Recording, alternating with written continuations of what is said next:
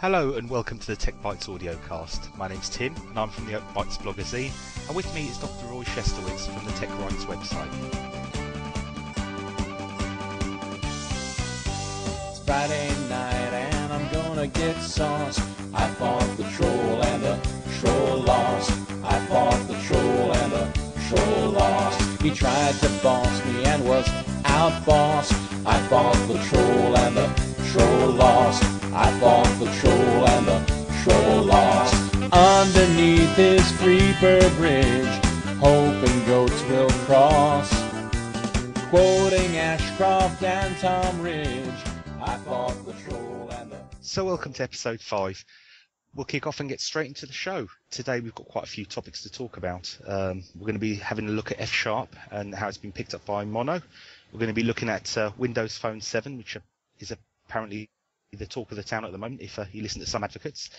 We're going to be looking at WordPress very briefly and some of the problems that one WordPress blogger has had with them recently.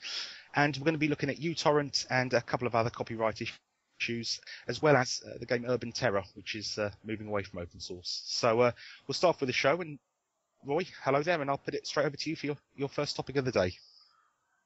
Okay.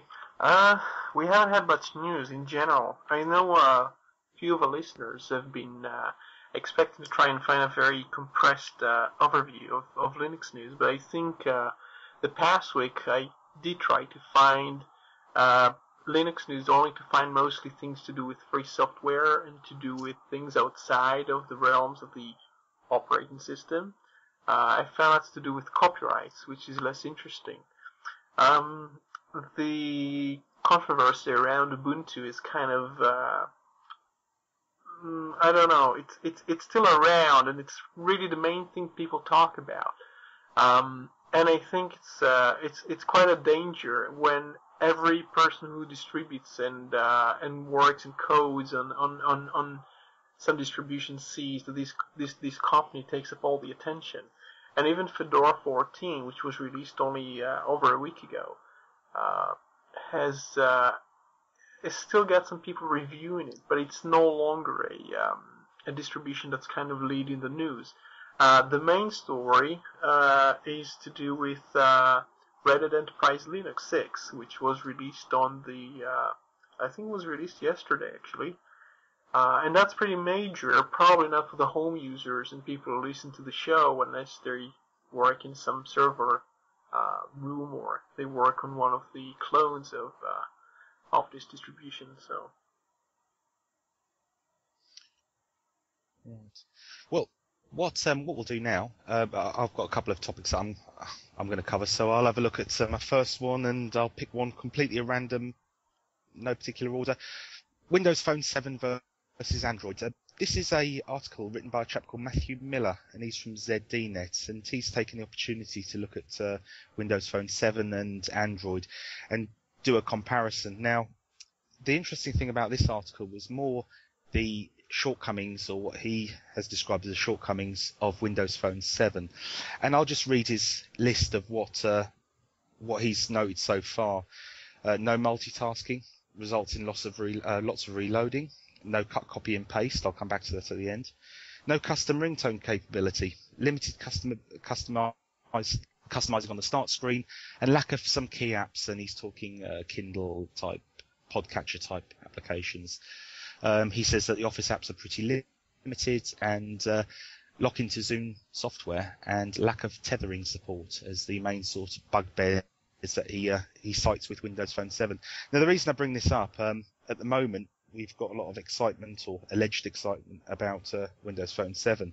A lot of people will remember that when the Phone 7 the first info was released about it, a big deal was made at the time about no cut, copy, and paste. And I seem to remember a lot of Microsoft advocates and people who are very pro-Microsoft suggesting that cut, copy, and paste was no longer a feature that anybody required.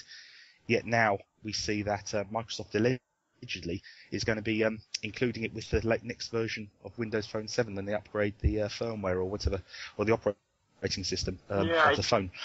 It's interesting because I saw this kind of a story resurfacing just about a week or maybe just upon the launch time, talking about no copy and paste, but I wrote about it a long time ago, and I was looking back at my notes, and I found that quite a few people wrote about it back in March, which is like 8 months ago. And even then, Microsoft wasn't finalizing the development, but apparently they didn't have enough time to try and reconsider the feature. And even back then, you had people complaining about all sorts of things without knowing the platform too well. One of the other issues, the dependency on Silverlight or on WPF. And I think that's going to bite Microsoft in the rear, especially if they don't get enough users to justify maintaining development of Silverlight. Because what happens now is they have this product that requires a lot of maintenance and basically build the entire platform without much reuse of existing things they could have used. And it means they have to employ lots of developers to work on it, compared to, say, a company like HP now with Palm, where they have a reuse of lots of components.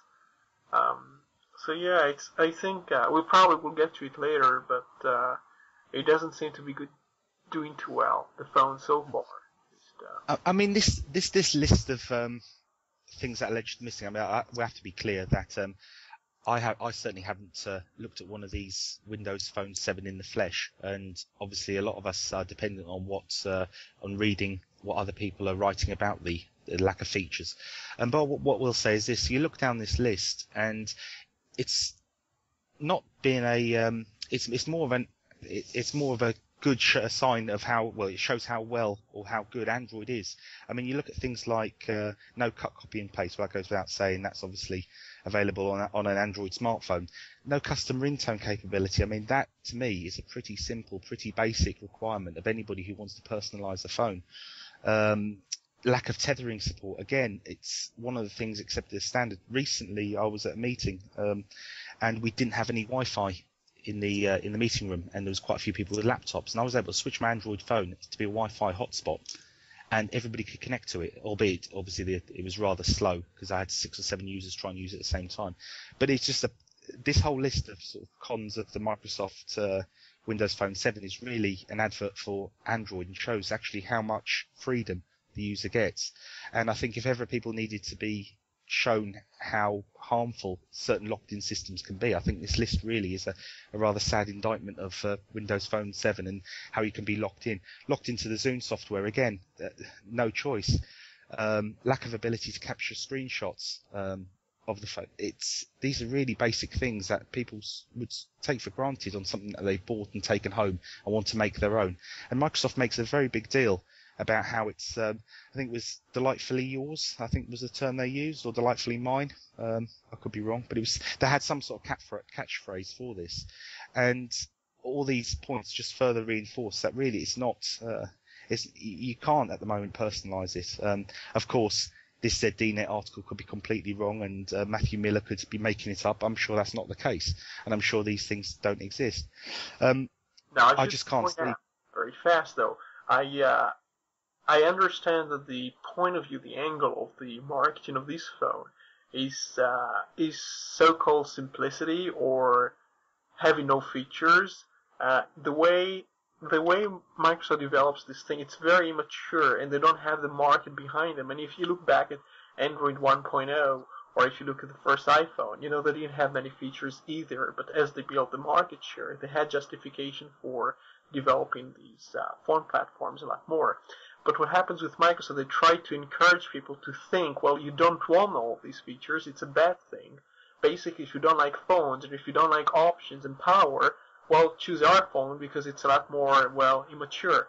One of the things they did with the Kin, and that shows you they repeat the mistakes that it made before, although they use a lot more marketing this time, because it's really important for them not to lose twice in a row.